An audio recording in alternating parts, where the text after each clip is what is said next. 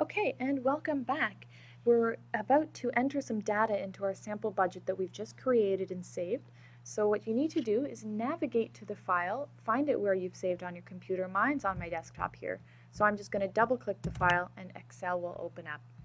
Now it's still all blank, nothing's on there yet, but most importantly, just make sure you're working off the right sheet within your workbook and make sure budget 2015 is highlighted as your worksheet. These other sheets should be grayed out, and again, budget 2015 just has to be highlighted white. Once you've done that, you know you're on the right page. We're going to navigate up to the top corner cell, cell A1, and enter our title in here. And once we do that, just hit enter. And as you can see, enter allows you to move, or your arrow keys allow you to move up and down throughout the spreadsheet. So you've entered your title, move down a couple cells, and we're going to start listing your income sources and your expenses. So I'm going to type in my income here, enter, and now all my income sources. So salary and interest, dividends. Enter your total, and then maybe give a couple spaces, and then we'll create a list for our expenses. So once you've got all your income sources and expenses listed, let's format some of these cells because obviously we've got some that are headers. So if I click the 3 here, you can see it highlights the whole row 3 and it's going to bold everything within that row. So keep that in mind. If you add any more information in this row anywhere, it will be bold. But if I just want to highlight and bold my title, you can just click the individual cell rather than the whole row like this. But for this case, I think I will bold the whole cell. And maybe let's make our title a bit bigger here. 16, bold. And another thing you'll notice is that some of these titles are too long for column A. All we need to do is go up to the top, move to the right side of the column, and you'll get this two-sided arrow. Click down and drag across until it's as wide as you need it to be. Perfect. So now we're going to put in months for monthly salary and any sort of income sources through the month. So let's start with January. And rather than going across, whoops, I just lost my sheet. Rather than going across the whole way and entering February and then again March, all you need to do is see this little black square in the corner there. If you click that and drag it across, the months will start to show up and automatically insert themselves.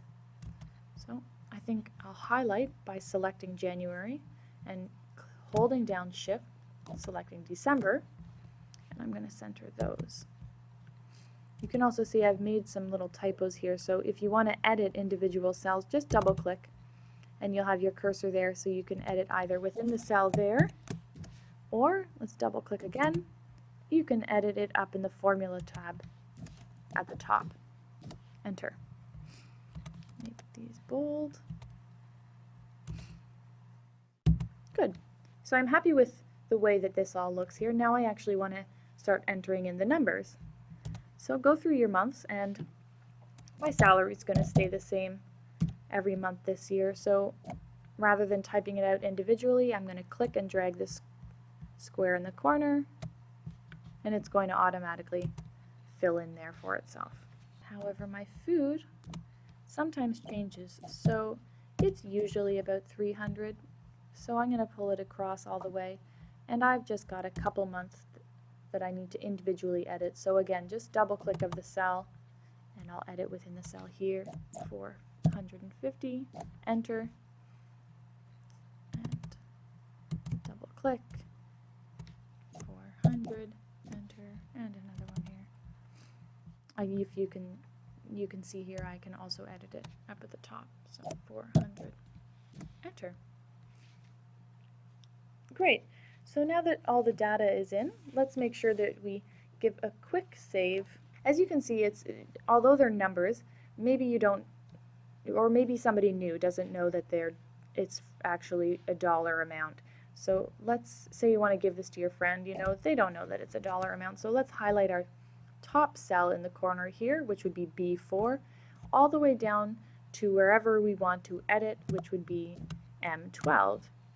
And you can see everything that's highlighted is actually going to be a dollar amount, and I've made a little mistake here because I would like to include my total row, which is empty along the bottom here right now, but we will be adding numbers, which will be dollar amounts.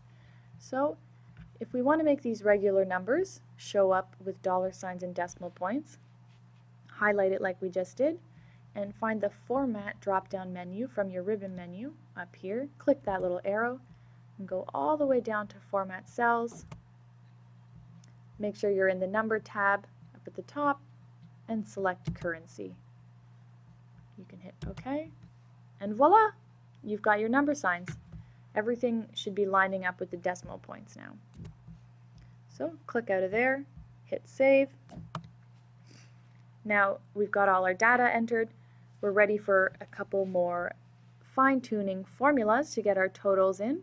So once you've saved and you know you're good to go, you can start on the next video.